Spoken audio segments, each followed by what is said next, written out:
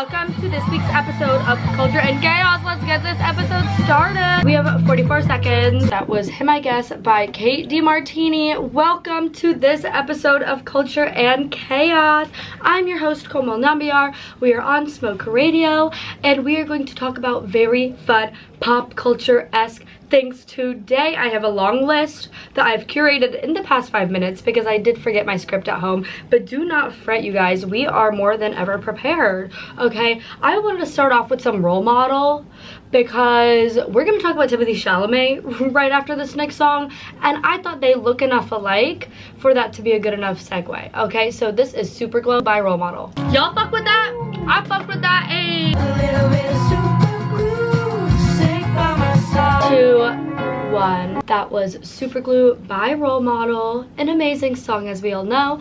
Now I wanted to talk about Timothée Chalamet's award-winning speech 2 nights ago because there are think pieces after think pieces of it, and I have not seen a single negative thing. It was phenomenal. And you know what I really appreciate about his award-winning speech is the fact that he was just honest. Like, I feel like a lot of actors, they do want to be great. They want to be person that's remembered forever, this person that's in a museum, or someone who is still in movies that we watch in 200 years. But what I love is that Timothée Chalamet, he just went out there and said it. He goes, I'm here to be one of the greats. And I feel like that was so refreshing because, baby, you are. Timothy, let me hold your hand and tell you, you are one of the greats. Like, you don't gotta worry about that. But that was my favorite part. Also the fact that he shouted out Viola Davis, which I am 100% on the bandwagon that she should be as big as Meryl Streep. Like, she is a phenomenal actress. I mean, the list goes on, you already know, but that also made me really happy because he was actually shedding light on people that are genuinely famous for being talented, not just being famous for being pretty or blah blah blah. You know, there's so many other reasons. Nepo babies. He was not saying a Nepo baby can't be famous. My dream is to be a Nepo baby, but it's too late for that. But just in general, I think the shout outs and how he was so authentic in his speech was fabuloso. Okay, now next up we're gonna play Your House by Inhaler as per request to my amazing listeners on TikTok Live. Cut me out of your life.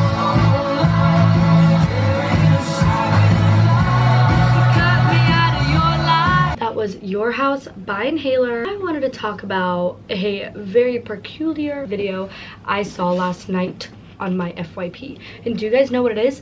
It was Role Model on stage singing Somebody Else by the 1975. Are we serious right now, Tucker? I know he was doing that for the plot. He started singing Somebody Else by the 1975, which is a song all about being like, I see you with somebody else and it makes me sad and I don't know what to do. That's basically the whole gist of the song if you don't know. What do we think about that? Okay, do we think he's just, you know, pulling the leg of the trend already going on of like people reminiscing on his old relationship, or do we think he's low-key feeling the anger of the relationship coming back out now that the album is released, like the rest of the album? Because I also saw another video of him singing and he looked angry as heck. It's giving like Taylor Swift Eras Tour right after Joe Alwyn and her broke up. That's what his anger was giving. This is Sally When the Wine Runs Out by guess who? Role Model. Oh, shit. Here we go again. I'm falling head first. That was Sally When the Wine Runs Out by Role Model, a fan favorite, something that had me shaking in my boots this week in the world of pop culture. And you might be like, girl, don't be dramatic. No, I'm gonna be dramatic. Why in the world did Taylor Swift sell a song to a random artist? Now, I don't say random artist in a rude way, but I just always imagine if Taylor Swift is gonna sell a song and have them sing it, it would not be auto-tune buffoonery. Who said that? Not me. Anyway, sorry, that was harsh. Why did this random song come out? I'll give you guys some context if you're not all up in the pop culture business like I am. Basically, this song came out by this guy, I think his name is Daniel or something like that. It said written by Taylor Swift. Like, she sold this song to him. It was a very Taylor Swift-esque song. Like if Taylor Swift was singing that song, we would have all been eating it up. I think it was kind of giving like a Lover era song, genuinely. Why is this random man singing it? I was not happy with that. I was not happy with that. Next up, we are going to be playing Abracadabra by Lady Gaga. You guys will be happy to know my dream from last week came true. We'll talk about that next up. This is Abracadabra. All I talked about in last week's episode was I want to go to the club for my birthday this weekend and I want to dance to Abracadabra by Lady Gaga. I said that like 3 times in last week's episode, and guess what happened? I went to the club with all my friends, with my mom and her best friend, and Abracadabra played. I mean, I wish all of you guys that were on the show last week were there with me. I was like, oh my god, the Culture and Chaos audience will be so happy for me right now, because that's literally all I wanted. Like, I love this song. Also, another thing about Abracadabra by Lady Gaga is that I got a blowout yesterday, and there was this girl, like their social media girl at the salon, and I was like, oh my gosh, I saw your social media and I literally love the content you make. And she had like a really fancy camera, and I was like, will you make one for me? And she's like, really? And I was like, yeah, I would love one. And then she made me a fancy hair video, which I'll post on Instagram in a few days. And we decided on the song Abracadabra by Lady Gaga. So I am like so obsessed with the song. Maybe that's my song of the week. But I don't really listen to music like this in my AirPods. I feel like it's like too much for my brain. But you know, I mean, I love the song, and I've been getting blessed with my Lady Gaga fix of the week. Anyways, next up, we are going to play Wicked Style by RC Drive.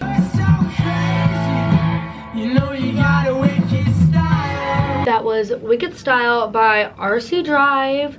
And per audience request, because I love my listeners and you guys are my best friends and why I do this, there was a lot of people that wanted me to talk about the asteroid. What is going on with this asteroid, and why are we all not freaking out about it? This is what I don't understand. Also, you know what? Would an asteroid be horrible for us right now? Literally, with what Donald Trump is doing right now in America, I would be fine with an asteroid. Can I just say, I would be fine with an asteroid. You know what? I'm tired. Like, I'm too tired for this. I'm not gonna be hiding, okay? I'll be right here. Next up, we're gonna play Lucky by Megan Maroney, just because I wanted to switch up from like the indie male rock vibe. You enjoy a little country. That was Lucky by Megan Maroney. I know I've mentioned this before, but she actually did grow up near me and go to school near me, something along the lines of that. So that is very cool and exciting. And I think when an artist is from your area or has something so personal like that you can relate to. I just saw a video of this girl being like, I'm the biggest Chappell Roan fan, probably because she grew up 10 minutes away from me. And the reason I think stans are so much stronger from where the artist is because it almost feels like you can do that too. Like it gives a greater sense of accomplishment that you feel for the artist, because you feel like, okay, I can do that too. If Chappell Roan was from my county in Georgia, I can do it too. Like I can break out of here and become something for myself.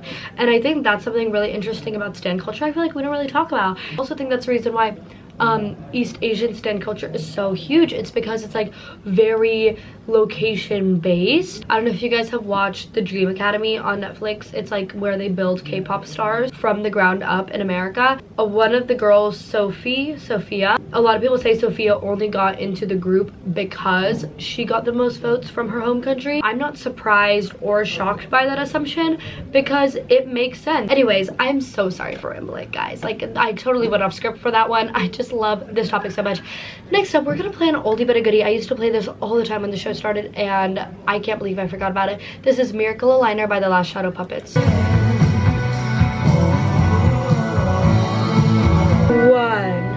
That was Miracle Aligner by The Last Shadow Puppets. And if you think that voice sounded familiar, yes, that is the lead of the Arctic Monkeys singing. Okay, a little music knowledge for you this morning. Next up, I wanted to play Chappell Roan because I have some phenomenal news for you guys, and also a life hack. If you know anyone that works in the music industry, my friends are going to Primavera, which is a huge music festival in Barcelona. There is Sabrina Carpenter, Charlie XCX, and Chappell Roan headlining. Okay, so it is for the girls this year. And my friend works for Universal Music Group, and through Universal Music Group, or I think this happens with like a lot of record labels is what he was telling me, or music companies, that there is a way to get tickets even after they're sold out through your company. And he already got his tickets and I wanted to go, and so he literally applied for me through his work and I was able to get a ticket after it was sold out. Mind you, he's not like a high up in the company, nothing. Like he literally just does their social media posts, and I was able to get a ticket to Primavera. So I will be seeing Chapel Roan and Primavera. We'll see what Barcelona awaits. Okay, this is Red Wine Supernova. I hope you enjoy.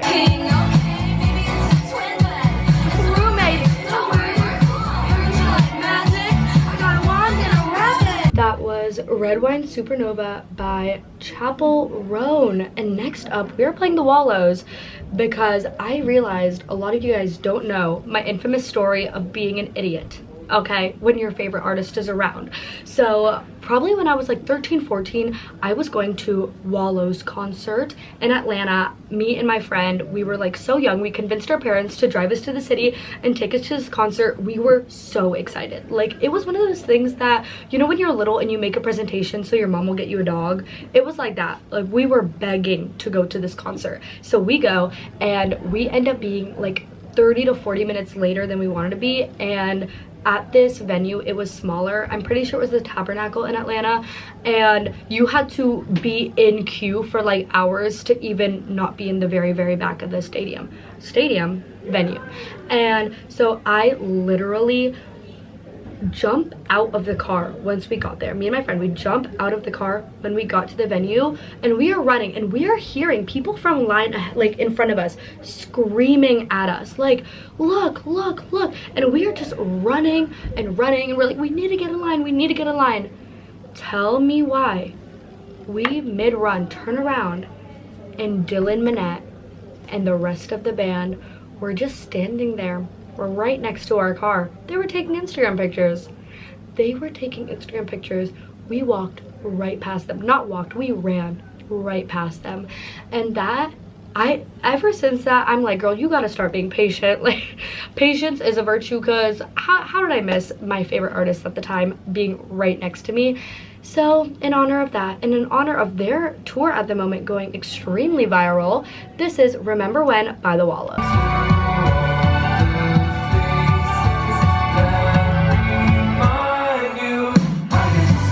That was Remember When by the Wallows. And here's the thing, okay, there's no segue here. Everybody wants me to talk about Alabama Barker. I have gotten literally like 10 comments about it, and can I just be honest? I don't think it's worth our time or attention. If like little girls are gonna be messy on the internet, little girls are gonna be messy on the internet. Why do we care? Like anything she's probably doing, anything she's acting out as, anything she's doing that's absolutely insane, it's her being a crazy teenager. Next up, I wanted to play John Summit. So this is Shiver. That was Shiver by John Summit. Definitely a vibe change. Next up, I want to play Notion by The Rare Occasion. Such a throwback. We're back in quarantine. It is 2020. This is the song that's playing in the background. Like, this is what that song gives.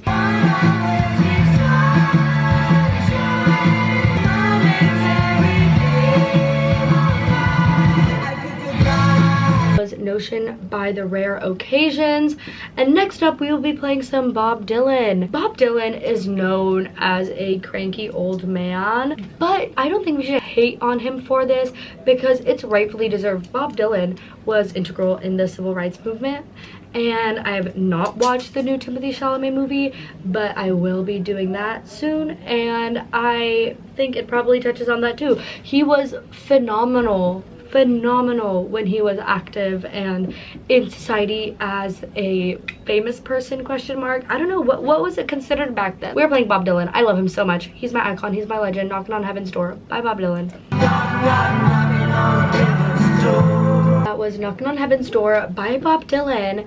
And guys, I might be a little mischievous today and extend my show because the show that goes on right after me, he's not here.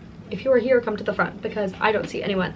And I'm like, well, I'm having a great time. The audience is having a great time. Next up, I wanted to play 24 Hours by Sky Ferreira. This was hugely requested by you guys. This is not one of my favorite songs. I have only listened to it like twice because I just was going through the recommendations that you put in my Instagram broadcast channel. But since we have a little extra time, I am going to play some songs I don't really play on here that are requested by y'all. Wait, I'm into this. And now we are letting the tea crack open. I would like to talk about Brittany Xavier. Now, you guys are not, if you're not clued up on what's going on, this is TikTok drama, but I need to let this out. I need to talk about my opinions on the situation. So Brittany Xavier, I have seen her face for the past decade. She has been on the internet for the past decade, and she basically has always been like someone that's kind of unproblematic. A lot of people love her. She has like 20 million followers probably across platforms type of thing. This woman, okay, in 2020 was at BLM protest, was talking about how vaccines are so important and it should not be a controversial thing. You know, she was doing good with her platform, using her platform for good. You guys won't believe, she came out last weekend, like this past weekend, and said that she loves JD Vance, and if he were to run in 2028, she would fully support him. Wait, it gets worse, because she loved his speech in Munich. Are you kidding me right now? JD Vance's speech in Munich was so hated by all European leaders that they got up on stage and fully denounced everything he said. Like several European leaders. Do you know what you have to do to make them do that? Like, I feel like Europe is like, they are very quiet in comparison to American leaders. Like American leaders like Donald Trump, like they're loud, they're on the news, they're talking all the time, constantly making a lot of noise. Do you know what it takes for a European leader to get up on stage and be like, F everything he said? Like, that's not true. And it wasn't just one country, it was several countries. That is what Brittany Xavier loved so much. And basically in that speech, it was so embarrassing. She was literally, JD Vance in that speech was literally talking about how migration is an issue and that the Europeans don't know what the real issues they're dealing with is. I'm sorry, that is the most American thing I've ever heard, okay? JD Vance, who barely has any freaking good background in politics, in anything, going up on stage in front of world leaders and saying, actually, I'm American, and so I think I know your problem better than you do. So Brittany Xavier was a no for me, unfollowed on everything. It's not like I really followed her on everything anyways. Yeah, it also just shows that she has like no sense of grounding when it comes to America is not the entire world. But a lot of Americans, especially ones that are very patriotic in the sense of Donald Trump patriotism, I forget, they genuinely think America like runs the world, and that's actually not fully true in the way they think it is, okay? This is Lavender Haze by Taylor Swift to calm us down after our very rightfully so rant. Bye, thank you guys so much for watching. I love you, and make sure to subscribe and check every Thursday for a new Smoke Radio.